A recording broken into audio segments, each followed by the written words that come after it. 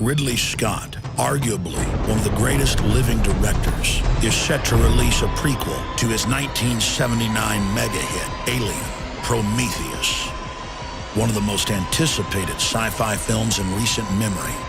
Infowars.com research analysis shows Prometheus is not just a film, but a revelation of the method, revealing the deepest secrets of the Illuminati mystery religion.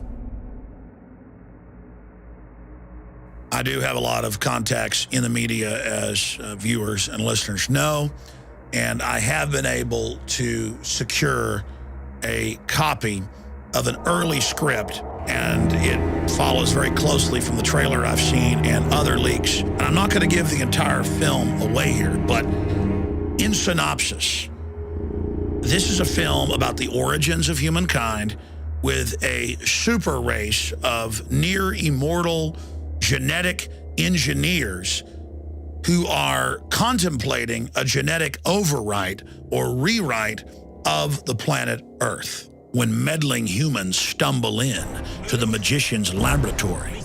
They are punished for their trespass. It was so wrong. The so-called space jockey is the advanced species that have engineered humans back on Earth and produced the bioweapon that we know of as the classical alien that burst out of your chest after feeding on the food in your intestines. The reason we're taking time out to examine Prometheus is because its storyline, its plot, mirrors that of many ancient societies. And the ideas presented in Prometheus are at the core of Western secret societies. These are ancient civilizations that were separated by centuries, and yet this same pictogram was discovered in every one of them. Please tell me you can read that. I think they want us to come and find them. Across the world, we see evidence of early civilizations' obsession with what they believed were off-world influences. From the Nazca lines in South America to the pyramids of Egypt, we see artifacts, testament to early man's obsession with off-world manipulators. Every ancient culture believed they were communicating with men from the sky. Ezekiel with spinning wheels of fire landing and creatures with blue space helmets approaching Ezekiel and giving him a drug to take, and then he has wild hallucinations. One could say that Prometheus is simply art imitating life and putting a 21st century spin on the beliefs of the Dogon tribe in Africa and the Aztecs of Mesoamerica. Eric von Däniken, more than any other living person, has popularized the idea of chariots of the gods and that our planet has been visited and manipulated by off-world creatures for thousands of years. But the systems that he popularized were regurgitated whole cloth from ideas developed by the ruling class of this planet. And I want to be clear, every major globalist we look at, going back more than 160 years, is completely and totally obsessed with the idea that off-world aliens are controlling this planet and giving them hidden knowledge. By the 1870s, T.H. Huxley Group and their X Club was dominating the Royal Society in England. The dominant theory within the X Club was that humans had been seeded here, along with most other life forms, by advanced beings from space. From the inception of Darwin's theory on the origin of species, evolutionary scientists never believed for a minute that life simply started on its own. That evolution is not some random, slow system developing by chance, but is actually directed by off-world seeders, terraformers, creators of worlds. Even the discoverer of DNA, Francis Crick, promotes the idea that life was seeded on this planet in what he calls directed panspermia. It is part of the larger myth of transhumanism. Huxley, Darwin, Wedgwood, the Galtons, they all interbred in an attempt to create this transcendent Superman.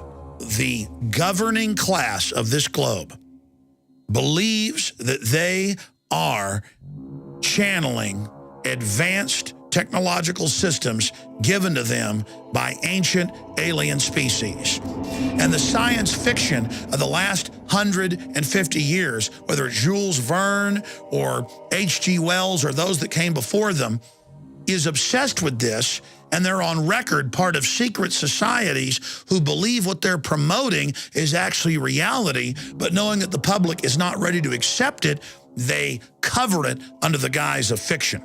And the film Prometheus is completely constructed around the secret religion of the Illuminati, who believe that they are transcendent and becoming the Superman. We can create cybernetic individuals. We are the gods now. Blurring the lines between fiction and reality, we see a futuristic presentation of the technology conference TED. The keynote speaker is the founder of the Wayland Corporation, Mr. Wayland. There he describes Prometheus stealing fire from the gods. From the Titan Prometheus, our first true piece of technology, fire. The transference of fire, or the first technology to man, is only the beginning of his transgressions. Prometheus is a titan and the creator of mankind who attempts to elevate humans to the level of gods and is punished. The Illuminati believe they have stolen the fire of true genius from the gods. Biotech, nanotech, fusion. As man attempts to become godlike, we release potential forces that can and probably will destroy us. I want to say this in summation. We're not facing off-world genetic engineers that the elite believes created this planet, whether that's true or not. We're facing the global technocrats that are splicing every plant and animal and insect you can imagine together, that are creating chimeras with hundreds of species within them, giving rise to superviruses and bacterial mutations. We are already seeing within 3 generations in rodents total sterilization and massive deformities in these animals.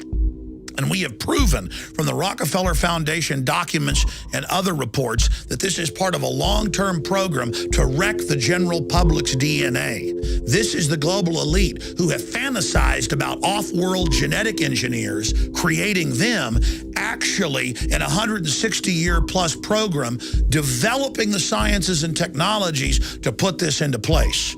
Whatever you say about the Illuminati, they have got patience and they have had incredible vision. But I believe humanity needs to hear the truth and understand that this is being carried out against us all.